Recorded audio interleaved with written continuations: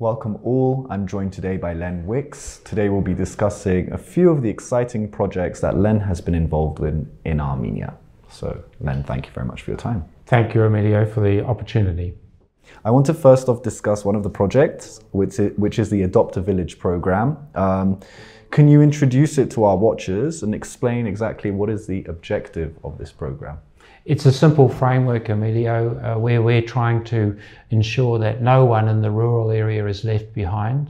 Of course, we see a strong emphasis always on Yerevan, and I believe a lot of the investment comes here.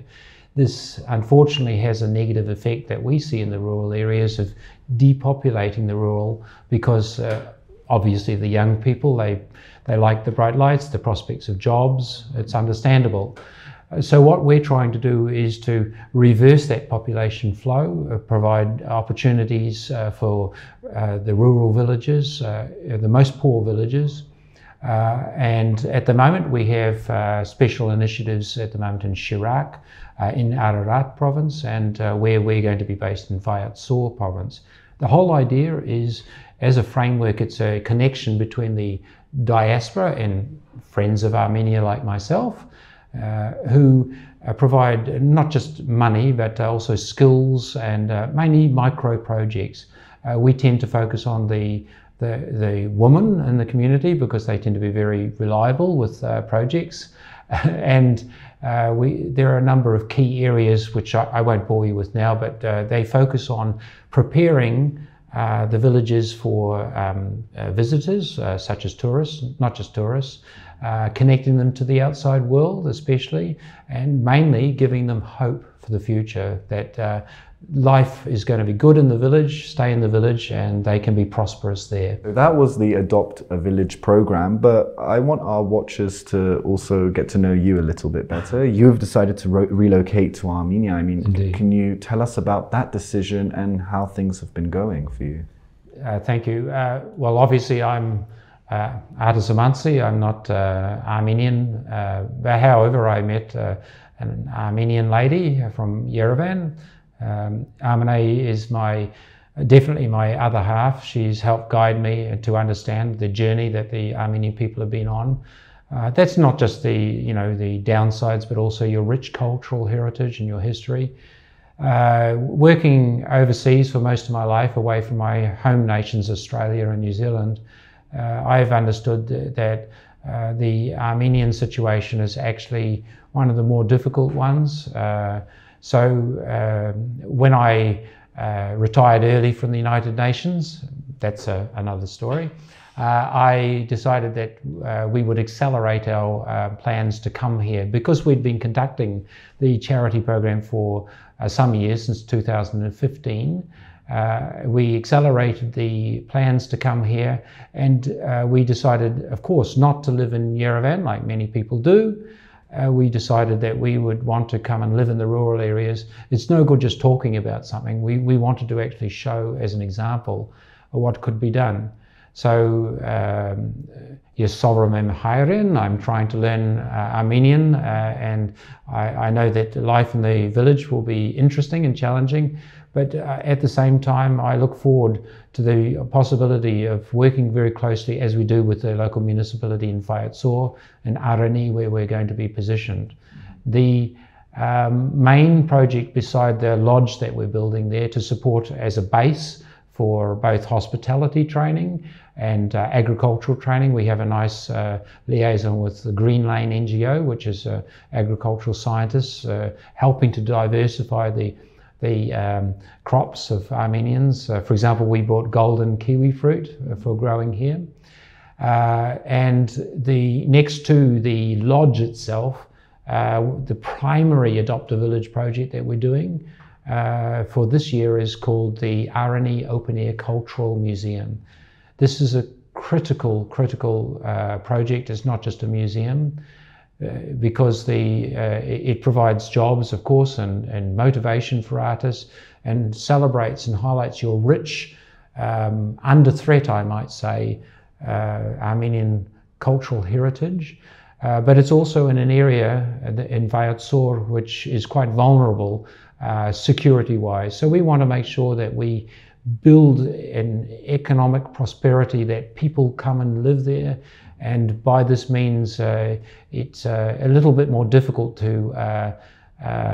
for your neighbours to have an influence on, shall I say. I mean, that's interesting that you mentioned that, because the region of Syunik is often in the headlines, but also Yerasх in Ararat, also Gerarkunik and the northern parts of Tavush. But people often forget that Vayots Dzor has a long border with Azerbaijan on both sides of the province, and Armenia is not far. I mean, where you guys are going is not far from the border with Azerbaijan. Yeah. So I'm wondering what made you guys so determined to go to Vayots Dzor? When I first went to Armenia, it's not just the beauty of the landscapes. For example, Noravank Gorge, it's just stunning. Noravank itself, of course, the Armenia one, it's the culture and the history of the place. And I saw it as a place of great potential. Of course, we know about Dilijan and Tsakatsor and places like that, but I saw Armenia for more than just a winemaking place. So in cooperation with the municipality, we've been working on many plans for creating a vibrant community there, not just in Armenia, by the way, I'm talking about the wider community, and indeed Vayots Dzor itself. We kind of fell in love with the locals because they're hard workers, they're salt of the earth, as we call in English. So I really like that sort of people, and we believe that we will be able to attract a few more diaspora to come there, Friends of Armenia, because the next project that we want to do after the museum is an international school there. What better than to sit next to the Arpa River in that beautiful climate, 300 days of sunshine, I believe, and in a quite incredibly historical and cultural place to raise our children. So that's why.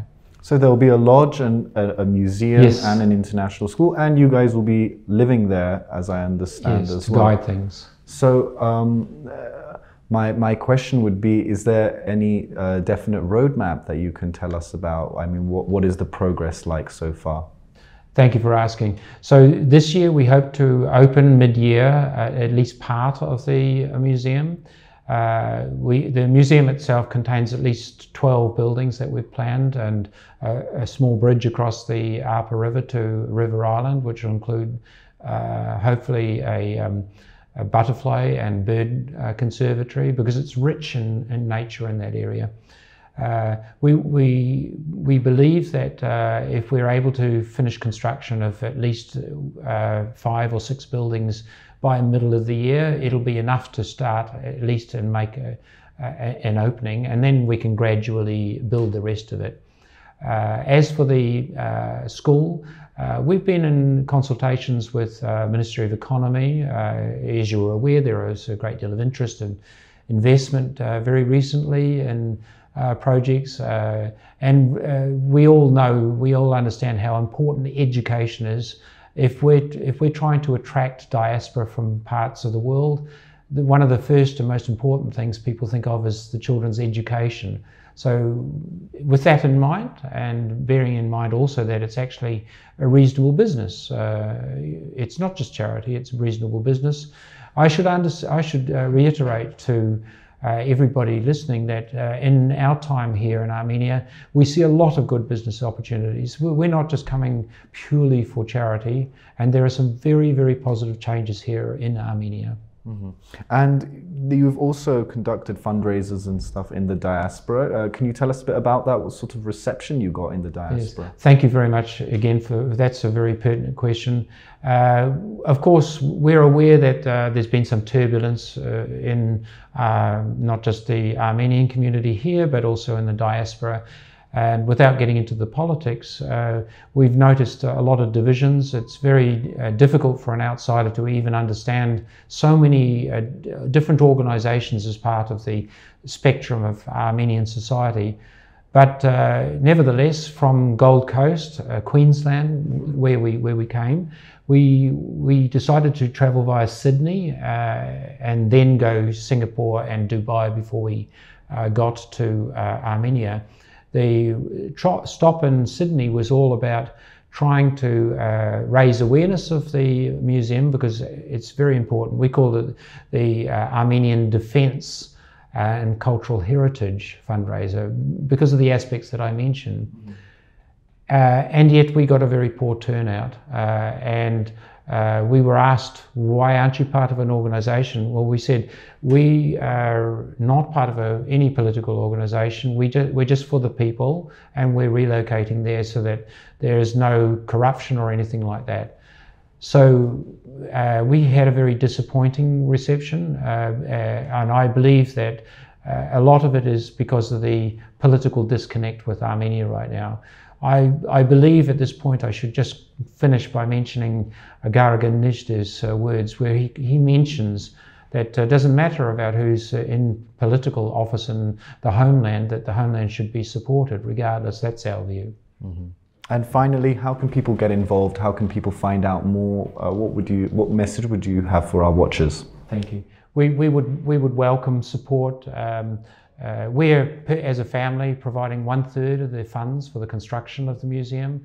I should mention that the museum is being run by the municipality, not by us.